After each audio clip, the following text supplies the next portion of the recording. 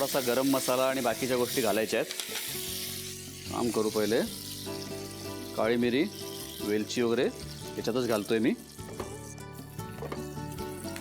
मिरच्या आणि कांदा, त्याचबरोबर याच्यामध्ये घालतोय जिरे. याच्यात टाकूया आपण अर्धा चमचा आलं लसणाची पेस्ट टाकलेली आहे. तांदळाचं पूर्ण शक्यतो ते पाणी काढून घ्यायचं आहे आपल्याला आणि नंतर 2 वाटी आपण तांदूळ याच्यात टाकतोय आणि याला आपण थोडं परतून घेणार आहोत.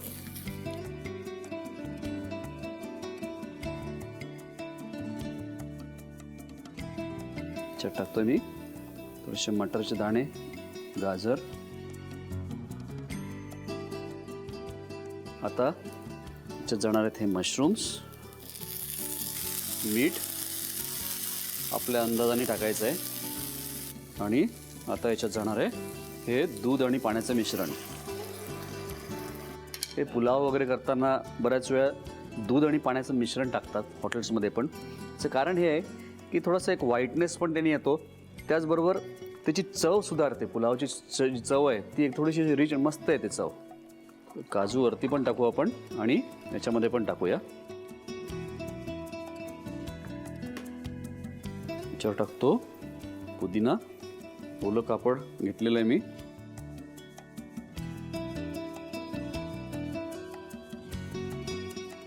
याच्यावर जाणार आहे झाकण. आता याला मी 20 मिनिटं ठेवणार आहे, म्हणजे मंद आचेवर हा जो भात आहे तो व्यवस्थित शिजेल.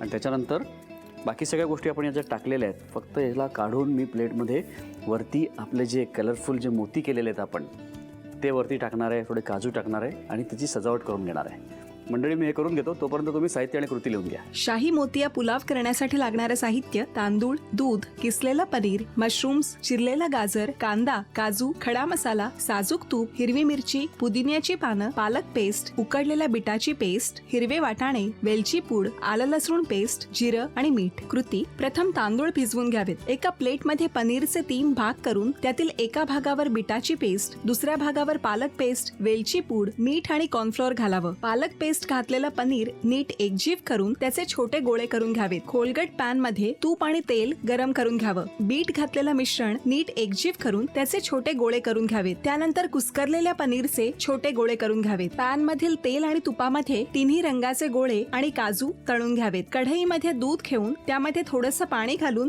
गरम करून घ्यावं. पॅन मधील तेल तुपामध्ये मशरूमचे काप तळून घ्यावेत. त्यानंतर खडा मसाला, मिरचीचे तुकडे आणि कांदा परतून घ्यावा. कांदा परतल्यानंतर त्यामध्ये जिरं, अर्धा चमचा आलं लसूण पेस्ट आणि 2 वाटी भिजवलेले तांदूळ नीट परतून घ्यावेत. तांदूळ परतल्यानंतर हिरवे वाटाणे, गाजराचे काप, मशरूम्स, मीठ, दूध आणि पाण्याचं मिश्रण, काजू, तूप आणि चिरलेली पुदिन्याची पानं घालून नीट मिसळून घ्यावं. तयार मिश्रणावर मलमलचं कापड आणि झाकण ठेवून पुलाव शिजवून घ्यावा आणि सर्व्ह करावा.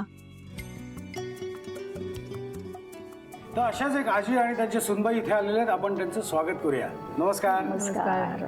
कुठून आलात तुम्ही? आम्ही आता वाशीहून आलो. वाशीहून आलात? बर. तुमचं नाव काय आणि तुमचं मूळ गाव कुठलं? माझं विमल गुप्ते.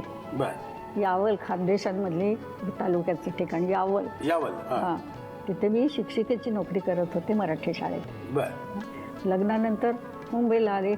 तर किती वर्ष झाली मुंबईत येऊन? आणि डायरेक्ट तुम्ही मुंबईत आलात की डायरेक्ट वाशीत गेलात? नाही, दादरला राहत होतो. दादरला राहत? शिवाजी मंदिरच्या समोर. बर बर. आता वाशीला कधी शिफ्ट झाला तुम्ही? माझे 30 वर्ष. 30 वर्षापूर्वी तुम्ही वाशीला गेलात. बरं. तुमचं काय म्हणजे तुम्ही यांच्या सूनबाई? हो. तुम्ही कुठून आलात गुप्तेंकडे? आता तुमचं आता आडनाव आहे? चौबळ, साधना चौबळ. चौबळ. तुम्ही चौबळांच्या घरात किती वर्ष झाली येऊन? मी 1984ला माझं लग्न झालं. बरं बरं. आणि मुलं, यजमान? मला एक मुलगी, ती अमेरिकेत असते. हां. तिची जॉब करते, ती फिजिओथेरापिस्ट आहे. बरं. आणि मिस्टर आहे, त्यांचा व्यवसाय आहे. बरं. हे 3 पिढ्या एकत्र आहेत आणि आता 4थी ऑलरेडी आलेली आहे. हो. नात. हो. बरं. आणि तुम्ही काय सर्व्हिस करता का? हो, मी सर्व्हिस करते. Okay okay okay. तर मला तर सांगा की तुम्हाला मुलगी आहे ती आता अमेरिकेत आहे. हो. पण मुलगी इथे असताना म्हणजे भारतात असताना मुलीवर आजीचे संस्कार कसे व्हावेत, म्हणजे आता कसं आहे की आज हल्ली कसं झालंय की विभक्त कुटुंब बरीचशी आहेत आपल्याकडे. हां, गावाकडे अजूनही एकत्र कुटुंब पद्धती आहे, पण शहरांमध्ये मेट्रो सिटीजमध्ये सगळीकडे बरेचशी जे फॅमिलीज आहेत ते विभक्त कुटुंब आहेत. तर आता मला असं तुम्हाला एक प्रश्न विचारायचा असं की एकत्र कुटुंब पद्धतीचा फायदा काय? हो, फायदे खूपच आहेत आणि मी नोकरी स्वतः करत असल्यामुळे मला तर म्हणजे मुलीच्या जन्मापासून इतका फायदा झाला की मला 35 वर्ष जवळजवळ नोकरी झाली. ह्या पिरियडमध्ये मला मुलीसाठी म्हणून कधी अशी खास रजा घ्यावी लागली नाही. मुलीला बरं नाही किंवा तिच्या शाळेमध्ये तिला नेणं आणणं, तेव्हा सासरे होते, सासूबाई होत्या, म्हणजे मुलीचं सगळं संगोपन म्हणजे ती अगदी 2-2.5 महिन्याची असल्यापासनं ती आजी आजोबांबरोबरच झोपायची. हां, आणि म्हणजे हे कुठेही जात असले तरी ते तिला घेऊन जायचं. त्यामुळे मला कधी असं घरात मुलगी आहे आता टेन्शन अजिबात नाही. म्हणजे त्याच्यामुळे तो एक मोठा फायदा झाला की नोकरी केली पण अजिबात टेन्शन हा प्रकारच नाही. कसं आहे मंडळी, शेवटी माणसाप्रमाणे म्हणजे 5 बोटं जशी सारखी नसतात तसे घरातल्या माणसांचे स्वभाव सुद्धा सारखे नसतात. पण ते एकत्र ठेवण्याची एक वेगळी किमया स्त्रियांमध्ये असते. म्हणजे घरातली आई, बायको, आजी, सासू ही जी सगळी मंडळी असतात ना, त्यांना थांबायचं कुठे हे पुरुषांपेक्षा बायकांना जास्त कळतं.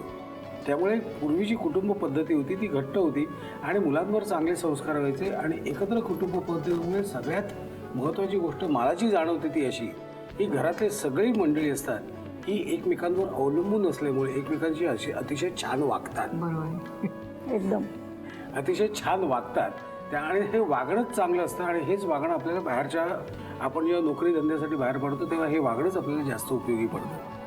तुम्हाला जुनी मुंबई आठवतं का हो? म्हणजे तुम्ही जेव्हा खाडके बिल्डिंगमध्ये राहायचा, बरं आपलं एक सहज गंमत म्हणून विचारतो, तुमचं लग्न झालं तेव्हा सोन्याचा भाव काय होता? बापरे, मला म्हणजे आता आठवतही नाही. 1 ग्रामला 10 का 5 रुपये असतील ग्रॅमला. म्हणजे साधारण 12-60 रुपये तोळा. त्याच्याही पेक्षा कमी असेल. कमीच असेल. हो, खरं फार त्रास होतो ना ऐकायला, आजचा भाव आणि 50-60 रुपये तोळा वगैरे. बरं तुम्ही चहा घ्या. मलाच नवल वाटते सगळं कसं वाढलं बघ सगळं एवढं. हो ना. बरं मंडळी, या दोघींना म्हणजे आता आजी तर काय सारखं फ्रेश आहेत, आम्हालाच लागतो फ्रेश होण्यासाठी चहा बी. आजी फ्रेश आहेत, आम्ही दोघे चहा घेतो आणि आम्ही मग तिघेही किचनमध्ये जाणार आहोत आणि कोणाच्या हाताला कशी चव आहे ते आम्ही बघणार आहोत. ओके, आजी आणि अनिता वहिनी आमच्या किचनमध्ये तुमचं मनापासून स्वागत. असा आमचा सगळा कारभार असतो, सगळं असं मांडून ठेवलेलं असतं आणि आपण त्याप्रमाणे सुरू करायचं. आपला आजचा पहिला पदार्थ कुठला आहे? अळूच्या पानांच्या वड्या, पण नेहमीप्रमाणे त्या वाफवून रोल्स न घेता डायरेक्ट कच्च्याच पानांचे रोल करून ते डायरेक्ट तळून घ्यायचे. बरं, थोडं इकडे आहे आणि मला साहित्य सांगा. अळूची पानं आहे, हे आहे तांदळाचं पीठ, हे आहे बेसन, गूळ, चिंचेचा कोळ, लसूण, जिरेपूड, हे मेथ्या, मिरची पावडर, हळद आहे, जिरे, मीठ. ओके, साहित्य बघितलेलं आहे आपण. तिथे तेल तापत ठेवलेलं आहे. हा नुसताच फ्राईंग पॅन आहे, ह्याच्यात काही करायचं आपल्याला? हो, ह्याच्यामध्ये आता आपल्याला लसूण आधी जिरे आधी जिरं, त्याच्या मेथ्या, थोड्याशा उद्या मग लसूण. हा फरक असतो. आपण कसं जिरं, मेथी, लसूण एकदम भाजतात, तसं नाही आहे. आजींचं वेगळं आहे. पहिल्यांदा तुम्ही हे नीट भाजा, मग त्यानंतर हे, मग लसूण. शिस्ता. ओके, आता ह्याचं काय करायचं आपल्याला? मिक्सर मधून घालायचं. आता हे मिक्सरमध्ये थोडंसं पाणी घालून मिक्सरमधनं वाटून घ्यायचं. ओके, आणि ह्याचं काय करायचं आपल्याला? हे बेसन एका बोलमध्ये झालं भाजून. बेसन पीठ घेतलं, त्याच्यात थोडं तांदळाचं पीठ घालायचं म्हणजे वडी कुरकुरीत होते. बरं, तुम्हाला स्वतःला तिखट आवडतं का गोड? तिखट आवडतं. तिखट आवडतं. आणि आजीना? त्यांना दोन्ही आवडतं. बरं, हे काय घालतोय आपण तिखट घातल्यानंतर? हे जिरेपूड, ओके, आणि मीठ. त्याच्यानंतर ह्याच्यात गूळ घालायचा. अच्छा, सगळं आपण ह्याच्यात सगळं ते भिजून घ्यायचं पीठ. बरं. आणि चिंचेचं कोळ. त्याच्यानंतर चिंचेचा कोळ. आपलं वाटण झालंय भाजून. भक्ती मॅडम आता आपल्यासाठी पहिला पदार्थ करणार आहेत आणि त्या पदार्थाचं नाव आहे पनीर पापड समोसा. आता आपण दुसरा पदार्थ करणार आहोत, काकडीचा केक.